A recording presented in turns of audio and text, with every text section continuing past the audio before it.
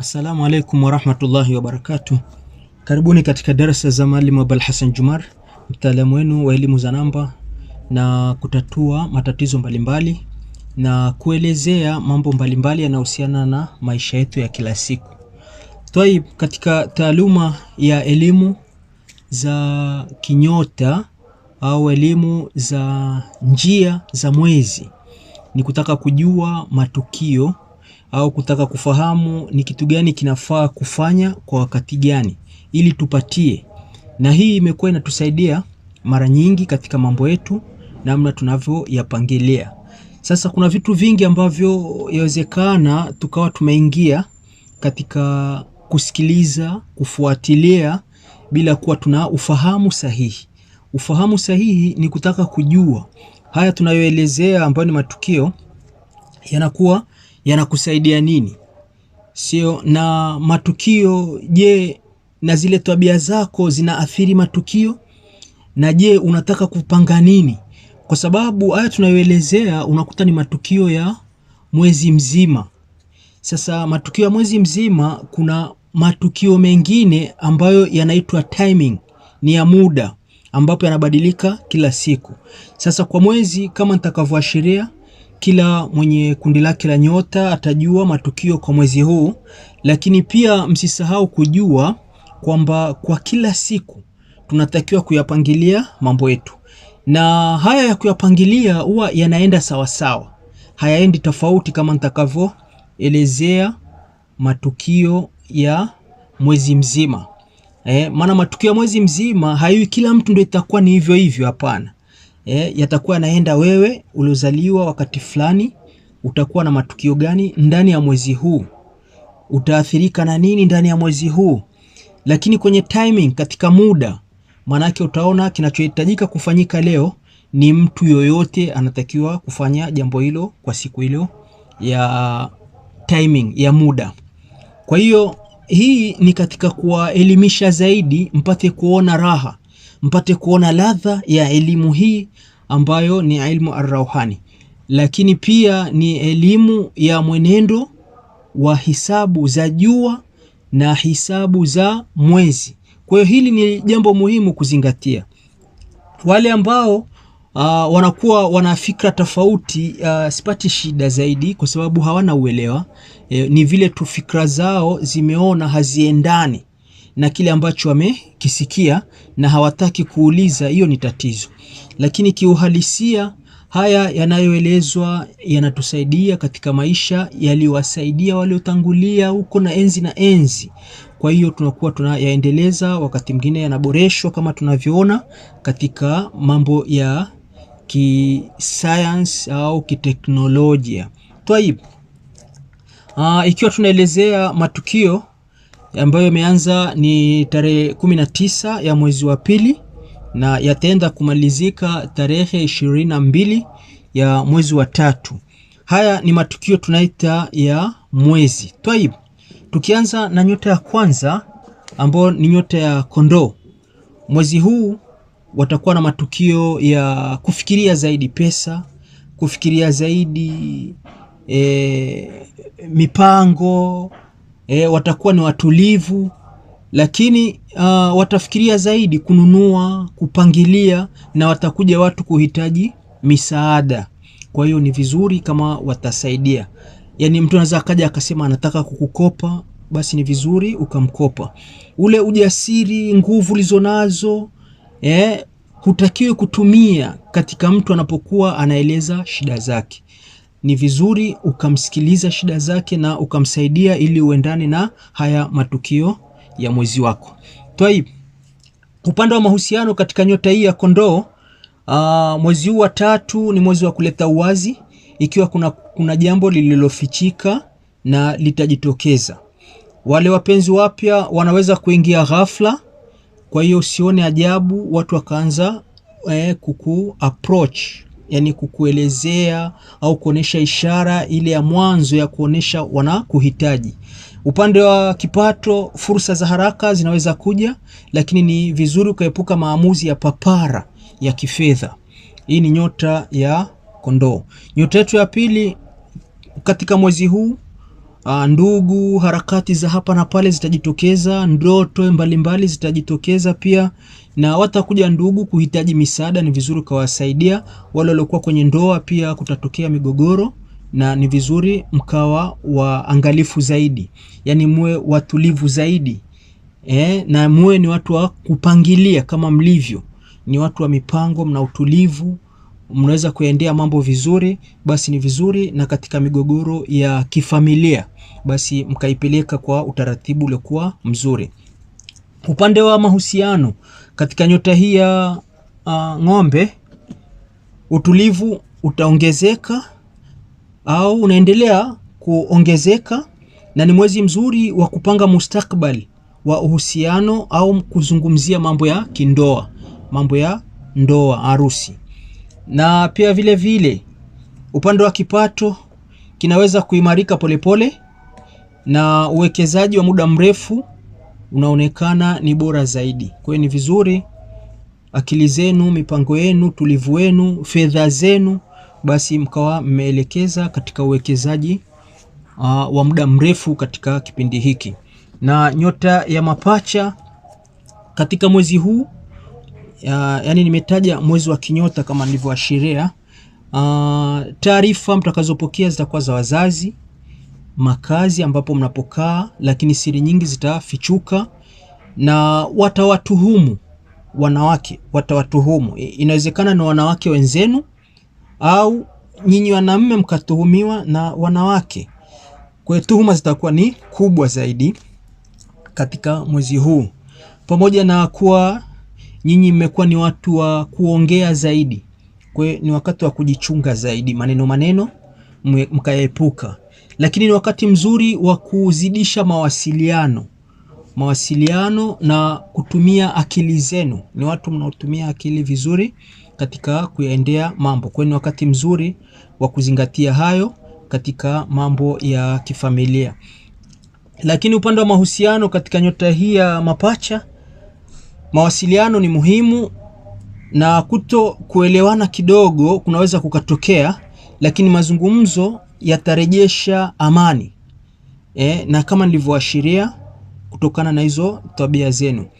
Na upande wa kipato, fursa kupitia mitandao, biashara ndogo au kazi za mawasiliano zitakuongezekea au zitaongezeka zaidi na kuleta faida. Lakini pia msisahau, kama nilivyoashiria, kuna timing, kuna muda. Lazima ujue leo nataka kufanya nini, kesho nataka kufanya nini, nachotaka kukianzisha kikoje, ukiachilia na haya matukio ya mwezi mzima. Tayib. Nyota ya 4 ni nyota ya kaa. Kipindi hiki utakuwa na furaha zaidi, pamoja na furaha kuwa nyingi, lakini kuna tuhuma pia utapokea. Utapata maradhi ya mara kwa mara, utaibiwa vitu vyako au utapoteza vitu vyako. Na hapo utaona, pamoja na kuwa ni watu wa hisia, mmekuwa ni wapole sana, lakini utaona ni wakati sasa wa kuyaacha mambo yaendelee. Yani si ya kuanzisha, unaacha mambo yaendelee kwa sababu unajiandaa na kutaka kuanzisha jambo fulani, au kuna mipango itakayokuja ambayo unataka wewe uanze kujiandaa. Kujiandaa na nini? Ni kujiandaa na dua au maombi. Yatakurahisishia zaidi kuelekea kwenye hizo furaha zako na mafanikio zaidi.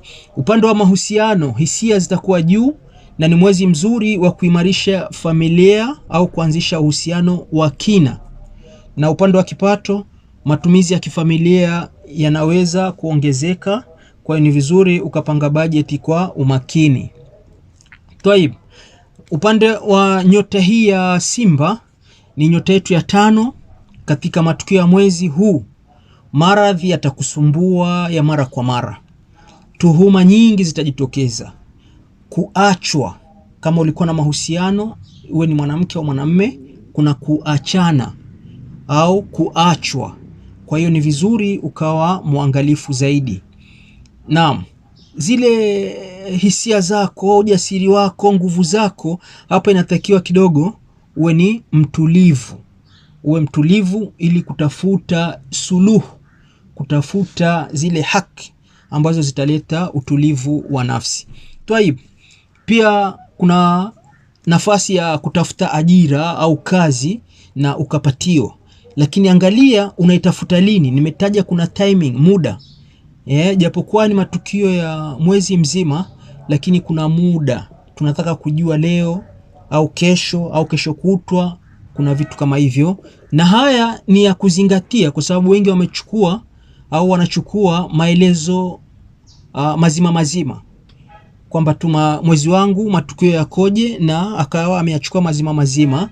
Ni sahihi kwa sababu ndio nguvu ambayo itakayokutawala mwezi mzima, lakini ndani ya mwezi mzima kuna namna ya kupangilia kuendea yale mambo yako ya siku zote.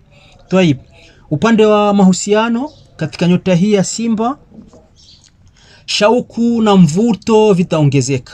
Walioko kwenye ndoa wanaweza kurejesha moto wa mapenzi, hisia za mapenzi, ni kuonesha ule ushawishi wa mapenzi, shauku yani. Twaib, upande wa kipato, nafasi ya kuonekana au kupandishwa cheo inaweza kujitokeza kama nilivyoashiria ile matukio ya mwezi huu. Maana yake ni wakati wa kuomba kazi kwa wale wanaotafuta kazi au kutafuta tenda, wanayo nafasi nzuri. Lakini pia kuna kuibiwa katika nyota hii ya Simba. Ni vizuri mkaangalia vitu vyenu, mkawa makini na mambo yenu ili sitokee hiyo kuibiwa. Twaib, nyota ya 6 ambayo ni mashuke, katika mwezi huu mapenzi yatakuwa ni mazuri, lakini hapa pia huwa kuna uadui, na uadui wake huwa unakuwa ni wa uwazi, so uadui ule wa kisirisiri.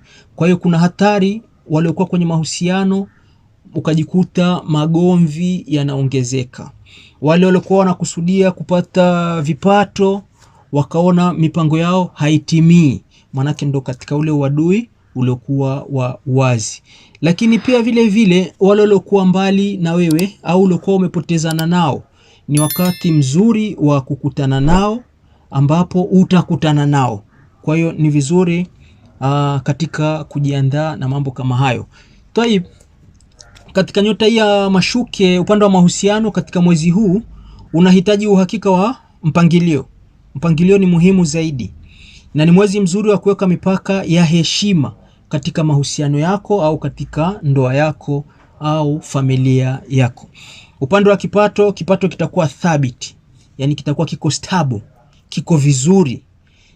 Na jinsi mlivyo, unajua ni watu ambao mnakuwa na bahati ya kutunza fedha au kuwa na mipango. Kwa hiyo ni wakati mzuri, lakini lazima ujue timing, muda, unataka kufanya nini ili uweze kufanikiwa zaidi. Pia vile usikubali mikopo au hatari zisizoeleweka. Ni wakati wa kuwa hivyo. Na wale ambao mnaodaiwa katika nyota hii ya mashuke, ni wakati wa kulipa madeni yenu, lakini si wakati wa kukubali mikopo. Ima ukapewa mikopo mipya ukakubali, au mtu akaja nataka unikope na wewe ukakubali, ni pa kuangalia kidogo. Lakini wale wenye kuhitaji kusaidiwa wasaidie. Twaib, nyota ya 7 ni Mizani. Katika matukio ya mwezi huu wa nyota ya Mizani, wasiwasi utakuwa ni mwingi, vitu vingi havitotimia, na pia ni wakati pia wa uadui wa uwazi. Kipindi hiki mambo mengi utafanyiwa ya ajabu. Tunasema shawadh ni kama mazingaombwe, yatakuwa ni mambo ya ajabu yatajitokeza zaidi katika mwezi huu. Kwa hiyo ahadi nyingi na mipango yako haitotimia. Kwa hiyo ni vizuri ukawa muangalifu. Japokuwa mmekuwa ni watu wa mawasiliano na mmekuwa ni watu wa ushawishi, lakini kuna umuhimu wa kuangalia vizuri. Upande wa mahusiano, upendo na usawa vitaimarika, na ni mwezi mzuri wa maridhiano. Kipato, ushirikiano wa kifedha au ile kuwa na partnership inaweza kuzaa matunda, inaweza kuleta faida hapo baadaye. Twaib, nyota yetu ya 8 ni nyota ya Nge. Kipindi hiki utasikilizwa haja zako. Unayo nafasi ya kuomba kitu akakusikiliza, na utapewa kikubwa kama ikiwa huna mikosi, lakini ikiwa una mikosi manake hautopata. Utaona mtu anakuahidi au kwa lugha nyingine atakuzungusha. Na ukiangalia jinsi mlivyo, ni watu ambao mnakuwa na nguvu zile za ndani za kihisia, mmekuwa na huruma, lakini ukumbuke ni kipindi chako cha kufunga. Yani kuna baadhi ya mambo unatakiwa uyaache tu yaende, usiyalazimishe au usije ukaanzisha, kwa sababu unajiandaa. Yani mipango itakayokuja itakuwa ni ya kujiandaa kwa ajili ya kufanya vitu vya baadaye. Kwa hiyo kipindi hiki unatakiwa kutulia, kwa sababu ndio kama unamalizia yale mambo uliokuwa umeyaanza kwa nyuma. Twaib, upande wa nyota ya Nge katika mahusiano, hisia zitakuwa ni kali. Uhusiano unaweza kuingia hatua ya kina au mabadiliko yakawa makubwa katika mahusiano. Lakini upande wa kipato, fursa za siri au uwekezaji wa muda mrefu zinaweza kuanza au kuonesha faida.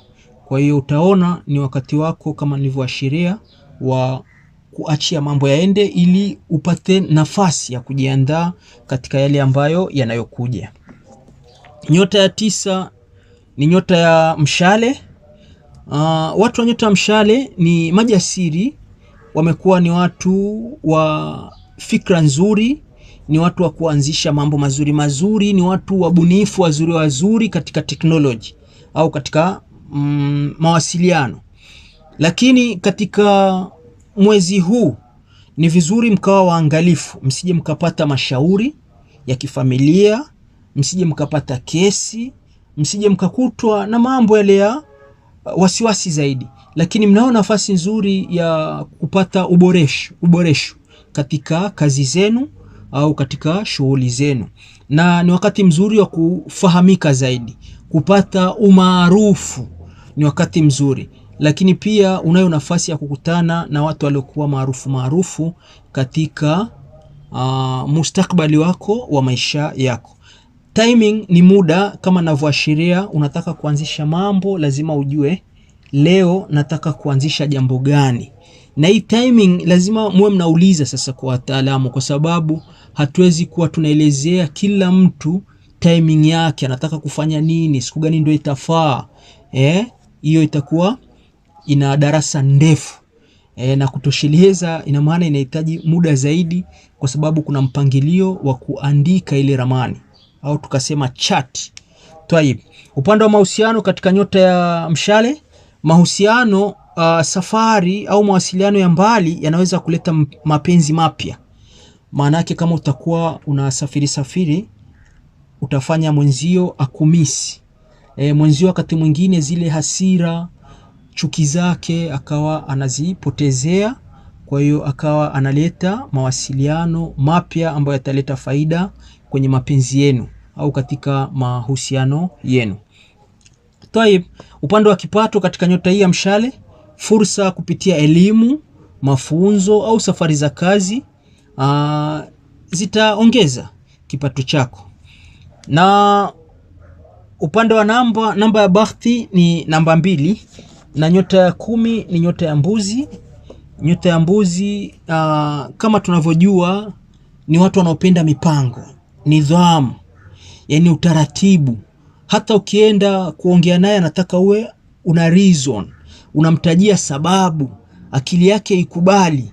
Lakini matukio katika mwezi huu, watakuwa na matumaini makubwa, wataongeza marafiki, watashukuriwa, watapata misaada mbalimbali. Lakini upande wa mahusiano katika nyota ya Mbuzi, uhusiano unahitaji muda na nidhamu kama nilivyoashiria, mipango. Si kwamba tu katika mahusiano utaenda tu unavyotaka, hapana. Kunahitajika kuwe na utaratibu. Unataka pesa, uzielezeni za nini. Unataka kufanya jambo, lazima umuelezee mwenzio na yeye aridhie, si uende tu, itakuwa si vizuri. Lakini huu ni mwezi mzuri wa kujenga msingi imara katika mahusiano yenu, watu wa nyota hii ya Mbuzi. Namba ya bahati ni namba 12. Nyota ya Ndoo ni nyota ya 11. Kipindi hiki ni kipindi kizuri, kwa sababu mawasiliano, akili utatumia nzuri, ni mtu wa mipango vizuri, lakini kuna uadui, na uadui huu si wa dhahiri, ni uadui wa ndani.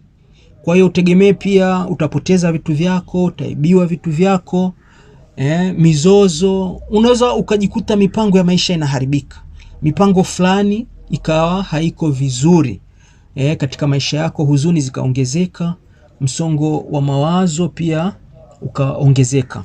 Twaib, upande wa mahusiano katika nyota ya ndoo, katika kipindi hiki urafiki unaweza kugeuka kuwa mapenzi. Ulikuwa na rafiki yako wa kike, rafiki ukashangaa ndo mapenzi yameanza huko.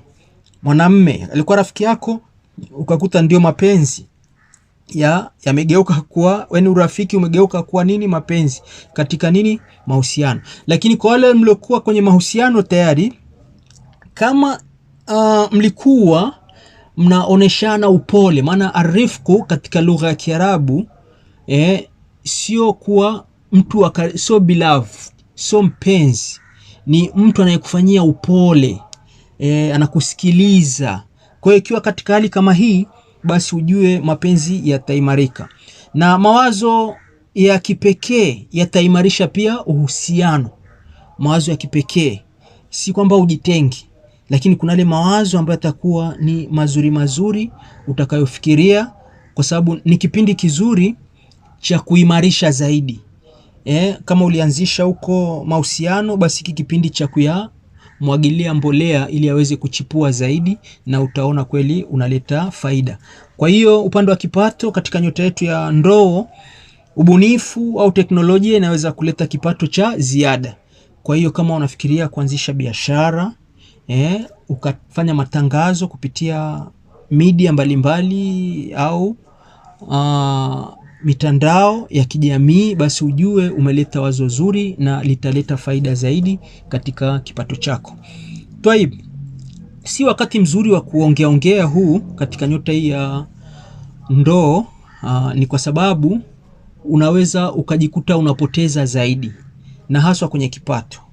Kwa hiyo ni vizuri ukajichunga zaidi, au ukaomba ushauri zaidi kwa wale watu ambao wako makini na kukushauri. Nyota ya mwisho ni nyota ya samaki. Katika mwezi huu, matukio ya mwezi huu wa 3 na ukusudia, maana ni matukio ya kinyota kama anavyoashiria huwa ni mwezi, ni kuanzia tarehe 19 ya mwezi wa pili mpaka tarehe 22 ya mwezi wa 3 mwaka 2026. Twaib, nini wanatakiwa kufanya watu wa samaki? Ni kipindi chao cha kujiangalia afya, ni kipindi chao cha kutafuta ajira, ni kipindi chao cha kuzidisha dua, kuzidisha maombi zaidi katika mambo yao. Hata kuanzisha safari ni wakati wao mzuri. Pia vile kutokana na nguvu walizonazo za kihisia, yale ambayo atakayohisi mara nyingi atatokea, na ni wengi wa huruma. Kwa hiyo ni vizuri wakaimarisha huruma zao katika kutoa misaada, katika kushiriki mambo mbalimbali, na ni wakati mzuri wa yale ulioanzisha yawe ndio ya mwisho. Usubiri kipindi hiki kimalize, kipindi kitachokuja unaweza kuanzisha mambo kadha wa kadha. Twaib, upande wa mahusiano katika nyota ya samaki, huu ni mwezi wa kiroho na wa hisia zaidi, na ni muda wa kusamehe na kuimarisha uhusiano wa kiroho. Uhusiano wa kiroho yani ni kuwa kindness to people, unakuwa ni mwema kwa watu, unakuwa ni mtu wa khairati, ni mtu wa kufanya mambo mazuri, mambo ya wema. Na kipindi kama hiki cha saum, kwa wale wenye imani za Kiislamu, wanafanya mfungo wa mwezi wa Ramadhani. Lakini kuna ndugu zetu wenye imani za kufunga Kwaresma, na wao ni kipindi cha kuongeza imani zaidi. Twaib, upande wa kipato, msaada wa kifedha au fursa kupitia watu wa karibu inaweza kuja. Manake tayari vitu kama hivyo, kwa sababu ya maombi na huruma, utaanza kuona hata upande wa mipango inaanza kwenda vizuri. Twaib, wapendwa, kama nilivyoashiria, matukio ni ya mwezi, lakini kuna matukio kwa kila siku ambayo tunasema timing, unataka kufanya nini. Kwa hiyo kitaalamu kuna kulinganisha matukio ya mwezi na kile kitu utakachokifanya siku hiyo ndani ya mwezi. Maana nimeeleza kwa kila siku kuna vitu vinabadilika, kitu gani unataka kufanya, na haya hayatapatikana ikiwa hautauliza wewe mwenyewe personal, binafsi, yani wewe mwenyewe ujue mambo yako yanahitaji nini, wakati gani unataka kufanya kitu, pamekwama wapi, kwa nini haiwi. Yote haya ni maswali utasaidiwa kwa taaluma. Asanteni sana kwa kunisikiliza. Ni mimi Maalim Abalhassan Jumar, mtaalamu wenu wa elimu za namba na kutafsiri ndoto mbalimbali na kutatua shida za kiakili na shida za kiroho na shida za kimwili. Asanteni sana.